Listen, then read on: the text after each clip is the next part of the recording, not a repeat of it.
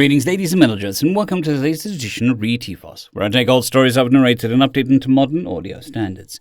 This particular story is called Being Helpful, written by AltCipher. Please try to relax, Broodmaster, a small, pale orange being said, crossing one leg over another. Thank you, Madam Grell, Alec said to her. Alec was slightly larger than the therapist. Grell had just over a meter tall. I was ordered to come here to talk about the incident. He sat on the plush couch and made himself comfortable as possible under the circumstances. Grell's office was quiet and decorated in soothing colors. Take your time, Broodmaster. There is no rush. Healing happens in its own time.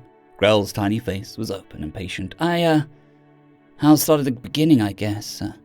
I was part of an expeditionary force of J17-115. A no-name backwater planet, strategically located, but otherwise unremarkable. We'd never visited in a million years if it didn't sit less than 2 jumps from the enemy's second-largest supply route. Alec looked at the holographic window over the calm blue sea with wispy white clouds overhead. My platoon was separated from our division.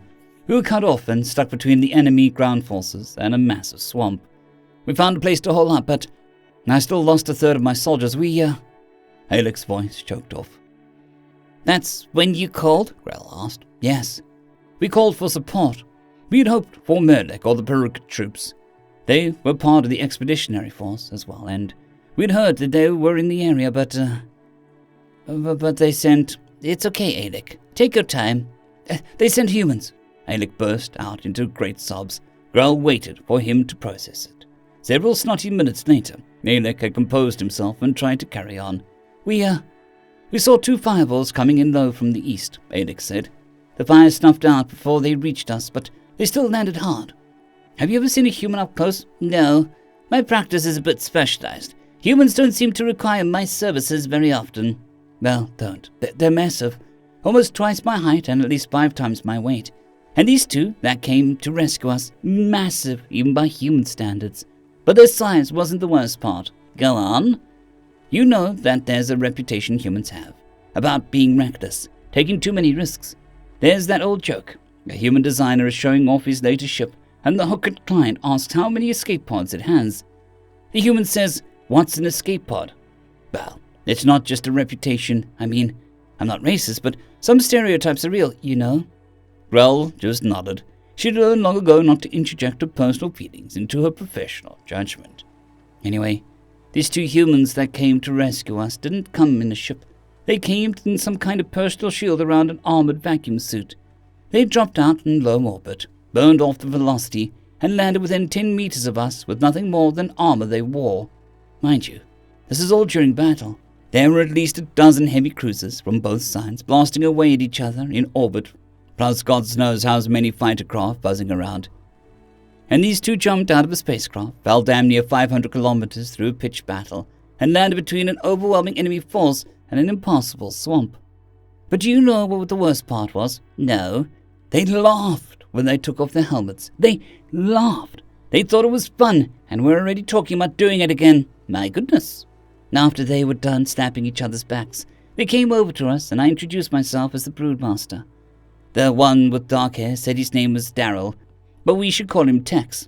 The one with orange hair said his name was, well, something I can't pronounce, but we'll call him Scotty. They asked if we were having trouble. I explained the situation, and they took a look around. Alec's eyes became unfocused, and his hand began trembling.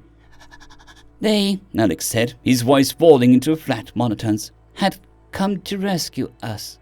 2 men against an army. They had no backup, and were planning on no reinforcements. I asked if they had a plan. They laughed again. What's the plan? Tex asked. I heard whimpering from my troops, but I held strong. They would never see their Broodmaster break, no matter what these humans would do. Alec's eyes snapped back into focus, and he looked at the therapist. At least that's what I tried to tell myself. But I did. I broke. What happened next? Grell asked, as gently as she could. The humans had only brought as much armaments as they could carry on themselves. Well, humans are massive. They cannot carry infinite load. They told us, They told us that we would be, They told us that we would be bait. They would lure the enemy in by offering us up and then kill them. That must have been awful. Beyond awful. Just hearing the plan was bad enough. They pushed us further into the swamp, where God knows what kind of animals awaited us. They found a small dry island where we could wait. Then they disappeared. Not magically, mind you, but they faded into the shaggy trees, and we didn't see them again until it was over. But we heard them. Oh gods, did we hear them? The enemy had caught up to us and were pressing on. We could bear them splashing through the muck all around us. Then we'd hear one loud splash, and the whole swamp would go quiet.